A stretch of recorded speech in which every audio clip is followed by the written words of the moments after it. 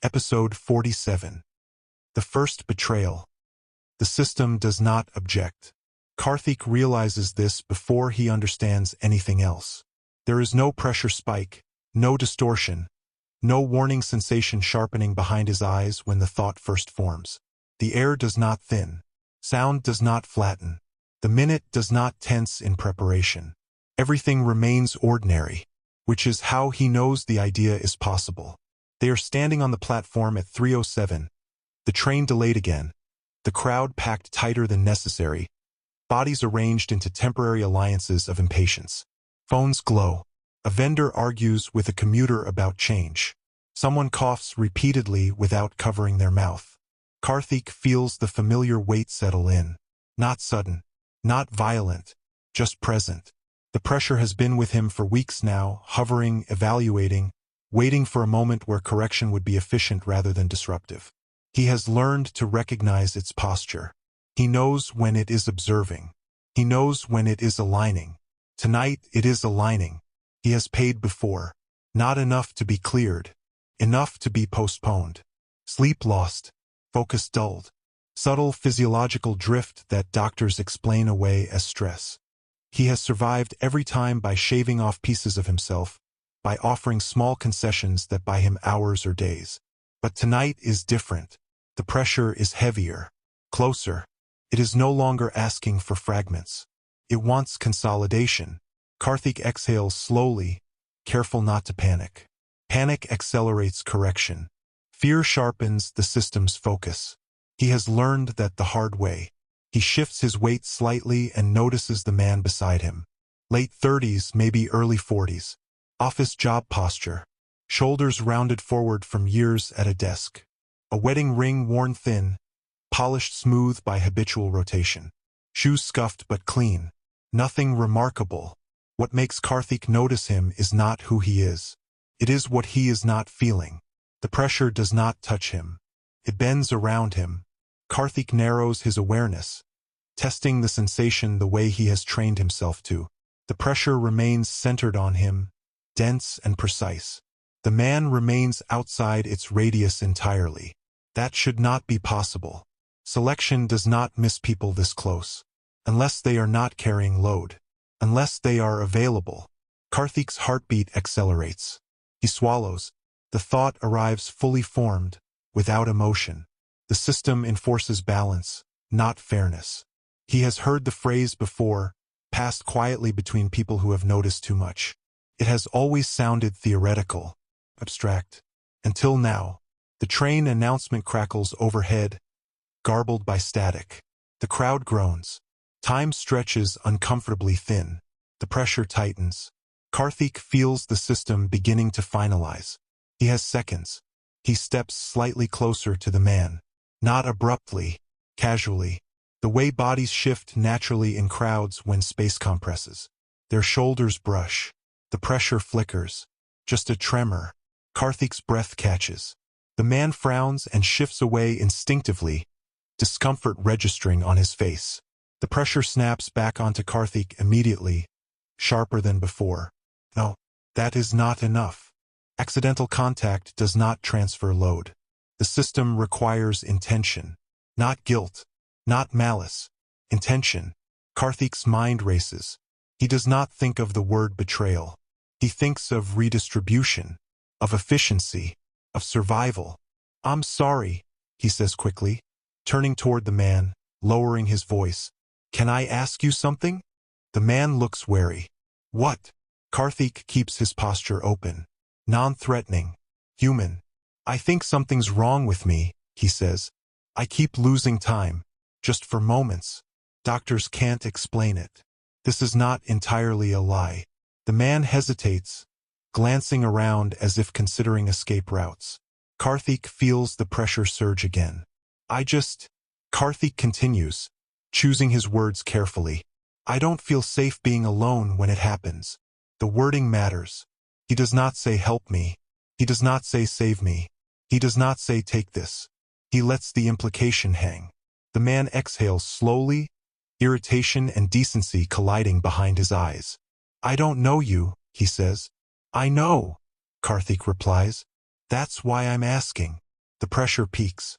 The man looks at the digital clock above the platform. 3:07. He sighs. Fine. Just until the train comes. Consent. Minimal. Uninformed. Enough. Karthik steps closer. This time, when their arms touch, the pressure does not flicker. It moves. Cleanly. Like weight sliding across a surface designed to accept it. Karthik nearly collapses from the sudden absence. The sensation behind his eyes vanishes completely. Sound deepens. The crowd regains dimensionality. The air feels breathable again. Relief floods his body so fast it almost hurts. The man stiffens. He sways slightly, blinking hard. You okay? Karthik asks automatically, the words almost convincing even to himself. I feel strange, the man says, pressing a hand to his temple. Light-headed. The train roars into the station, wind blasting across the platform, noise swallowing the moment.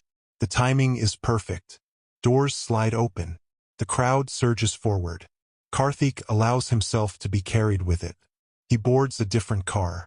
By the time the doors close, the pressure has not returned. At 3:08, the minute passes normally. No correction.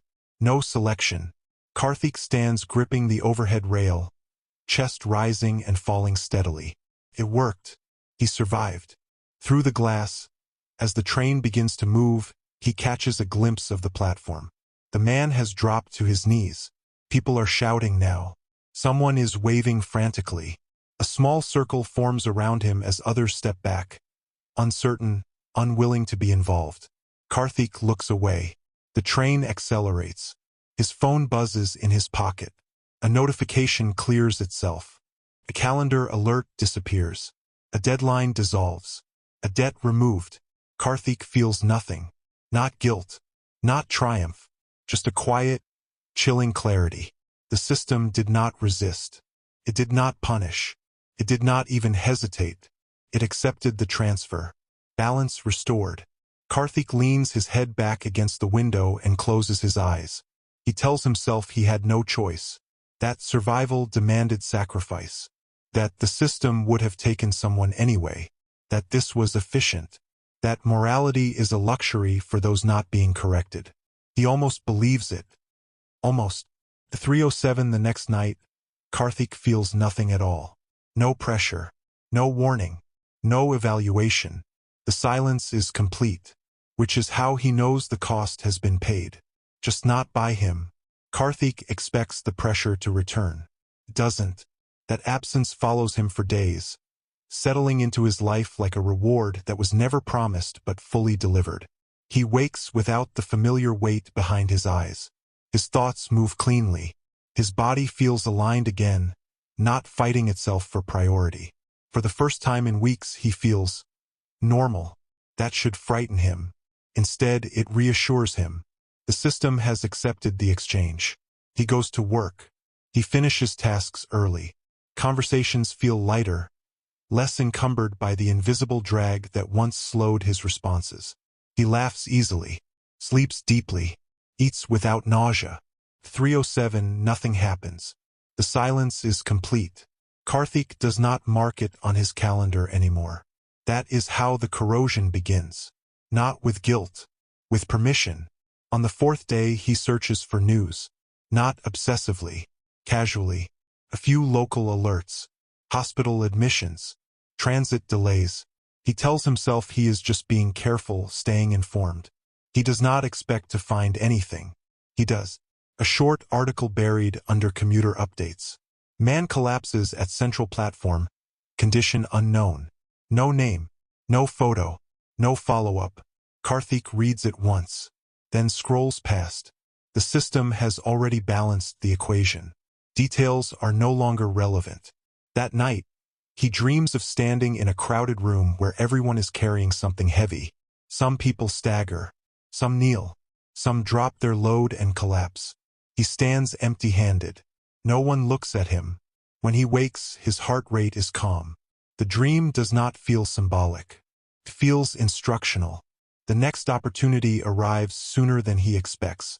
At a cafe near his office, the pressure flickers faintly for the first time since the platform. Not enough to alarm him, just enough to register.